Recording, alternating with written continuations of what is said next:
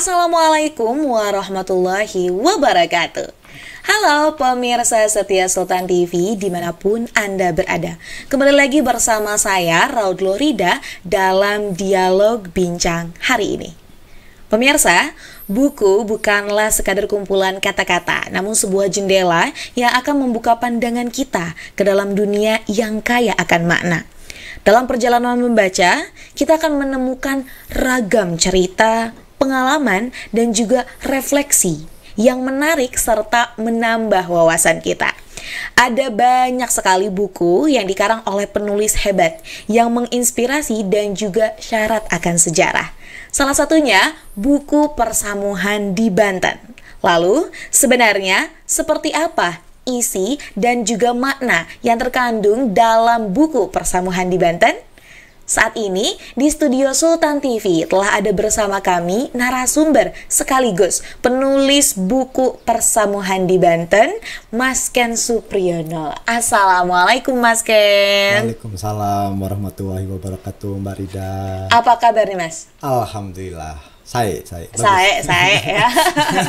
Wah, ini kali pertama datang ke studio Sultan TV ya? Kalau Mas, ya? Jadi narasumber ya, tapi kalau main sudah berkali-kali. Iya, ini jadi udah sering main ya Mas ya, tapi ini pertama nih ya. Dan pertama ini ternyata kita juga akan sekaligus diskusi membedah bukunya yang ditulis oleh Mas Ken nih. Siap. Nah, tema pada hari ini nih Mas Ken, perbincangan kita ini tentang jejak kebesaran Sultan Maulana Hasanuddin Banten dalam buku Persamuhan di Banten. Sudah siap nih Mas Ken? Siap dong. Ada banyak pertanyaan-pertanyaan yang sudah disiapkan dan tentunya ini juga menjadi satu menjadi satu pertanyaan yang sama mungkin dengan pemirsa-pemirsa setia Sultan TV yang lainnya. Nah, Mas Ken, kalau kita berbicara tentang buku Mas Ken ya, buku Persamuhan di Banten, sebenarnya menceritakan tentang apa sih? Ya, kalau buku ini menceritakan tentang Banten sebenarnya ya, tidak hanya Kesultanan Banten sebenarnya, karena di buku ini kan sebenarnya 3 jilid Mbak. Kebetulan yang fokus membahas Kesultanan Banten itu di jilid 1 itu. Kalau yang jilid 2 itu saya membahas tentang ulama dan santri. Kemudian yang ketiga itu soal keseniannya itu. Jadi buku ini judulnya seperti judulnya ya, Persamuhan di Banten. Jadi memang lebih pada perjumpaan pribadi saya dengan Banten itu selama saya tinggal di Banten begitu. Jadi kebetulan saya senang sama sejarah dan kebudayaan. Jadi yang saya kumpulkan adalah cerita saya yang menyangkut tentang sejarah dan kebudayaan. Oh, baik. Kalau gitu, apa sih yang melatar belakangi nih Mas Ken ketika membuat buku Persamuhan di Banten? Kalau tadi sebenarnya udah di-spill sedikit ya. Tapi kayaknya boleh disampaikan lagi nih Mas Ken. Iya, kalau latar belakangnya ini unik ya, gitu ya. Karena saya tidak pernah punya rencana mau nulis soal Banten itu ya. Tapi ini berdasarkan pengalaman saya saja ketika saya memilih melakukan cinta saya di Banten. Wah, jadi ada sesuatu ya ternyata di baliknya. Jadi istri saya kan orang Banten gitu. Kalau saya kan merantau di Banten, walaupun sekarang sudah tinggal di Banten. Jadi awal mulanya saya datang ke Banten gitu. Tapi saya punya pengalaman yang tidak menyenangkan, Mbak. Gitu. Wah, kenapa tuh? Ya, jadi waktu saya kesini niatnya mau apel begitu ya, naik angkot, saya diberhentikan di tengah jalan begitu ya, di angkot itu.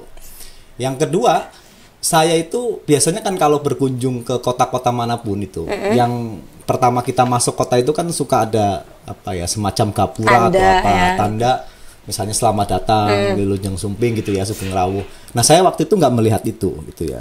Terus yang saya lihat itu kok kotor itu ya kotanya, semrawut begitu gitu. Tambah pengalaman saya tadi diturunkan di angkot gitu ya, gara-gara ada penumpang yang lebih banyak gitu ya. Tapi ya sudah, saya nikmati, nama juga lagi kasmaran kan, apapun kondisinya kita nikmati itu ya. Betul. Sampai akhirnya saya memutuskan untuk menikah itu ya.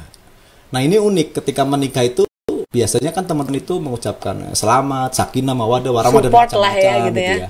Ini tiba-tiba teman saya itu bilang, yakin tinggal di Banten. Waduh, apakah seragu itu? Iya, betah nggak tinggal di Banten gitu kan?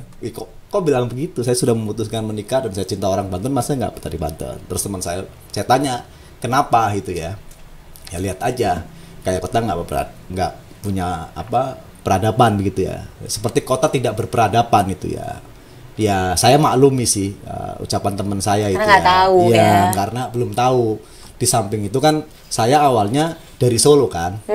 Saya kan orang Pemalang tapi kemudian saya tinggal di Solo selama 9 tahunan itu ya. Dibandingin kan beda banget ya, jomplang begitu kira-kira. Nah, tapi kata-kata itu justru yang memantik saya. Emang sejelek ini kah Banten itu ya. Ditambah memang setiap saya pulang itu orang nanyanya sudah punya ilmu kebal atau belum itu ya. Dan itu terus terang saja mengganggu saya, mengganggu saya itu. Akhirnya saya mencoba cari tahu lah soal Banten. Masa tidak ada value yang bisa membuat orang itu kagum sama Banten.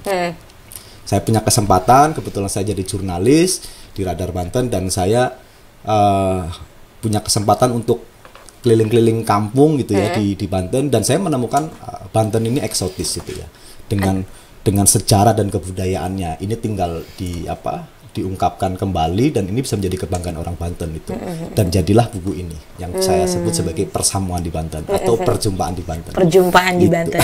Ternyata cukup complicated ya untuk latar belakangnya Mas Ken ya. Tapi ini juga menjadi satu hal penting. Memang kadang stigma orang-orang ya di luar Banten mungkin menganggap Banten ini kayak apa sih? Yang lain-lain tidak ada sesuatu yang wah. Padahal kalau misalnya kita ulik, khususnya masyarakat Banten sendiri perlu tahu ada banyak keindahan, ada banyak makna, ada banyak hal-hal yang tersimpan yang sangat-sangat wah sekali kalau kita ulik. Ini tentang Banten gitu, dan ini perlu diketahui dan ternyata ada dituangkan dalam buku Persamuan di Banten. Kenapa berangkat dari Kesultanan Banten, Mbak? Karena pada saat itu waktu saya datang ke Banten itu istri saya yang sekarang jadi istri saya itu dulu ngajaknya ke Banten Lama itu ya. Dia tahu saya senang sejarah kali ya, senang kebudayaan, saya diajaknya ke Banten Lama. Kan ada museum di sana kan. Iya, betul. Diajak ke sana, kemudian ke sana. Walaupun setiap pulang di sana itu ditakut-takutin tuh sama teman-teman. Ada mitos di Banten, katanya kalau lagi pacaran datang ke Banten Lama itu putus. Waduh, itu mitos dari mana ya? Ya, sempat lost kontak lah, tapi alhamdulillah itu hanya mitos. Jadi dibuktikan langsung ya. Dibuktikan lost kontak beberapa bulan doang mengapa-apa ya gitu ya. Nah, kemudian Mas Ken, pesan moral apa yang memang ingin Mas Ken sampaikan dalam buku Persamuan di Banten ini? Tapi Mas Ken, tahan dulu.